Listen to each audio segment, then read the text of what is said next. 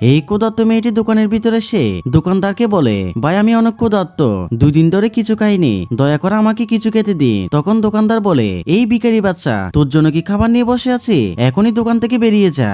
এরপর মেয়েটি কান্না করে বলে, ভাই আমি সারাদিন মিলে কিছু বোতল কুড়িয়েছি, এগুলোর বিনিময়ে হলেও আমাকে কিছু খেতে দিন। কিন্তু দোকানদার তার কোনো কথা শুনতে চায় না। এরপর সে চলে যেতে এই ভদ্রলোক তাকে থামিয়ে এই পাউরুটির প্যাকেটটি দিলে সে অনেক খুশি হয় আর লোকটির প্রতি কৃতজ্ঞতা প্রকাশ করে সেটি নিয়ে দ্রুত দোকান থেকে বের হয়ে যায়। এরপর ভদ্রলোক খেয়াল করে মেয়েটি তার বস্তাটি ফেলে গিয়েছে আর সে বস্তাটি নিয়ে তার পিছু করতে থাকে। এইদিকে মেয়েটি পাউরুটির প্যাকেট নিয়ে তার মায়ের কাছে এসে বলে, মা তোমার জন্য পাউরুটি এনেছি, তুমি এটা খেয়ে নাও। এরপর ভদ্রলোক সেখানে চলে আসলে মেয়েটি তাকে দেখে কিছুটা অবাক হয়ে যায়। এরপর ভদ্রলোক বস্তাটি ফেরত দিয়ে বলে, উনি কে? তখন মেয়েটি বলে, উনি আমার মা। যেটা শুনে ভদ্রলোক বলে, আমি এখনই আসছি। এরপর বন্ধুরা কি হয় সেটি দেখার আগে তুমি যদি তোমার মাকে ভালোবেসে থাকো ভিডিওটা একটি লাইক দিয়ে চ্যানেলটি সাবস্ক্রাইব করো।